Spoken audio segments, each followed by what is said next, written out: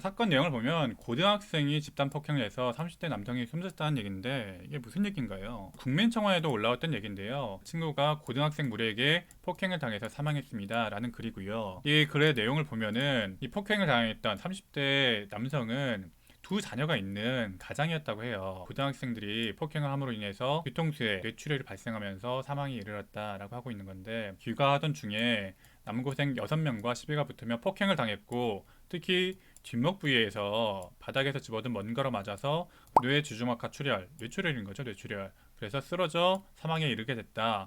라고 하는 건데, 피해자를 응급처치를 했으나 그 다음 날엔 5일 사망하였다. 이 정도면은 이 폭행이 직접적인 원인이 돼서 사망했다고 볼 수 있겠죠. 고등학생들에 대해서 10일 구속영장이 신청되고 폭행치사 혐의로 구속영장 실질심사를 받게 되었는데, 이 해당 재판부는 피의자들의 방어권 보장을 위해서 구속영장을 기각한다. 쉽게 말해서 불구속 상태로 재판을 받도록 하겠다라고 한 거예요. 문제는 이 사건이 그래도 한 사람을, 한 가정의 가장을 사망에 이르게 한 사건인데, 그 직접적인 가해자들을 불구속 상태에서 조사하는 게 맞냐, 구속 상태로 조사를 받아야 되는 거 아니냐 라고 하는 그 의문점이 좀 있는 거예요. 자, 이 정도 사건이라면 직접적인 가해자인 것이 거의 확실시되고, 어쩌면 한 사람이 죽은 사건이잖아요. 이런 사건을 불구속으로 진행하는 것이 맞냐라는 것에 대한 국민적인 조금 의문점이 있는 상태입니다. 또 이런 사건이 또 있었죠. 자, 이 영상인데 이 영상에 있는 할머님은 60대 할머님이고요. 소위 뭐 담배 심부름을 시키려고 했다고 해요. 담배 심부름.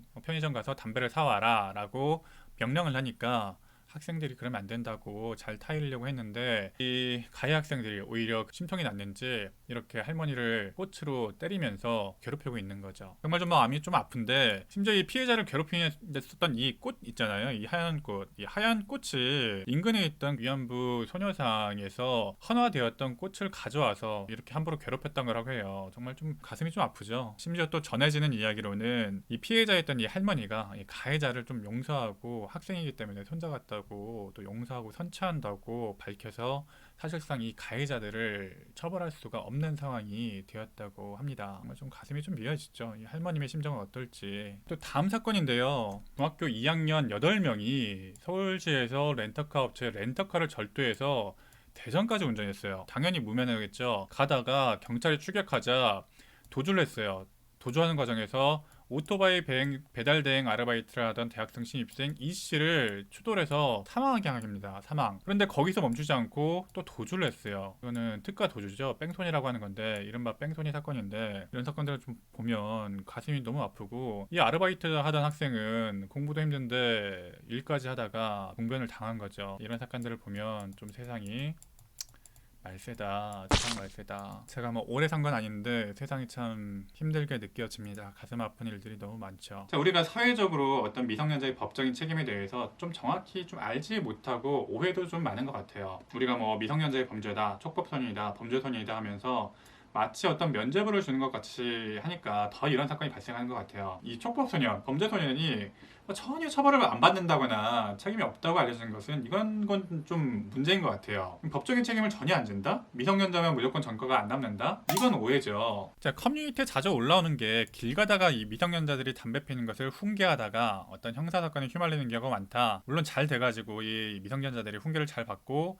좀 계도가 되면 좋겠지만 아닌 경우도 많죠. 그러다가 시비 걸리고 좀 여담이지만 미성년자가 담배 핀다고 훈계했다가 말 안 듣는다고 또 한방 꿀밤 좀 때리고 그러면 안 돼요. 폭행입니다. 폭행. 뭐 제3자의 처벌권이라는 것은 존재하지가 않아요. 이거는 형사사건에 휘말리고, 특히 또 미성년자를 대상으로 한 폭행이기 때문에 다 안 좋게 처벌될 수도 있습니다. 그러면 절대 안 되시고요. 반대로 맞으면 어떻게 합니까? 맞으면 제가 하고 싶은 얘기는 미성년자에게 피해를 받았을 경우의 얘기예요. 맞았거나 뭐 심지어 돈도 뜯기거나 실제로 이런 일이 있죠. 성인의 경우에도 뭐 같은 미성년자끼리도 자주 발생하고, 그러면 어떻게 해야 됩니까? 자, 사실은요, 놀랍게도 미성년자에게 피해를 입었을 때도 성인에게 피해를 입었을 때하고 절차상 별로 다를 게 없어요. 경찰에 신고하시면 됩니다. 고소를 하시거나요. 뭐 놀랍죠? 이건 학교 폭력도 마찬가지인데, 물론 학교 폭력에는 학교폭력위원회라는 게 있기 때문에 뭐 별도의 절차가 있긴 한데, 학교폭력위원회만으로 끝낼 게 아니고 피해가 좀 크고 했을 경우에는 형사 고소를 하거나 신고를 하셔야 돼요. 다음 영상에 좀 자세히 다뤄보도록 하고,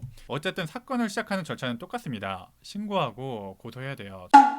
자, 여기 표를 보시면요. 뭐 우번 소년, 촉법 소년, 범죄 소년이 있는데 촉법 소년이든 범죄 소년이든 경찰을 통해서 시작하는 게 저는 가장 좋다고 봐요. 어떤 이런 형사 사건이나 피해를 입었을 때 물론 뭐 보호자나 학교장, 뭐 학교 선생님을 통해서 절차가 진행되는 경우도 있긴 있어요, 사실. 그런데 저는 경찰을 통해서 이런 형사 절차가 진행되는 게 가장 좋다고 봅니다. 이게 경찰이 아니라 뭐 학교 교장, 선생님 뭐 이런 교육청을 통해서 고소고발되는 경우도 물론 있는데 저는 선호하진 않아요, 사실. 아무래도 뭐 교장 선생님이나 뭐 선생님이나 교육청이나 뭐 수사를 해본 적은 없는 사람들이잖아요, 사실.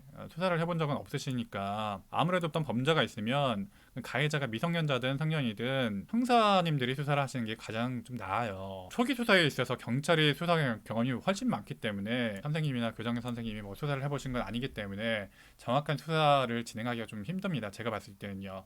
뭐 여러 가지 좀 내부적인 문제도 있고 아무래도 좀 학교 폭력 사건이 외부적으로 좀 널리 알려지는 걸 선호하지 않겠죠. 결국은 여러분들이 미성년자에게 이런 미성년자들에게 피해를 입었다면 정식적인 이 절차를 통해서 고소나 신고를 하라는 거죠. 고소, 고발, 신고를 하셔서 경찰을 통해서 정식적인 형사 절차를 통해서 가해자에 대한 처벌 절차를 진행하시는 게 가장 좋습니다. 뭐 다를 게 없어서 좀 허탈하실 수가 있는데 다를 게 없다는 게 이 영상의 핵심입니다. 자, 소년이라도 미성년자라도 나 뭐 책임에서 자유롭다 이런 거 절대 아니고요. 이런 착각을 하시면 안 되고요. 만약 미성년자에게 피해를 입으셨다면 제가 가장 먼저 말씀드리고 싶은 게 정식적인 형사 절차를 통해서 피해를 회복하셔야 된다. 미성년자가 형사처벌을 받는지 소년보호 처분을 받는지는 일단 그 다음이고요. 일단 형사 절차를 정식적으로 시작하셔서 어떻게 수사가 진행되는지를 꼼꼼히 좀 따져 보신 다음에 나중에 어떻게 처벌을 받는지는 피해 정도가 심하다면 형사 절차로 갈 것이고 형사 법원을 갈 것이고 아니면 피해 정도가 조금 경하다면 소년부 법원으로 가서 소년 보호 사건을 처리가 될 텐데 그것은 일단 나중에 생각하시고 일단 정식적인 형사 절차를 통해서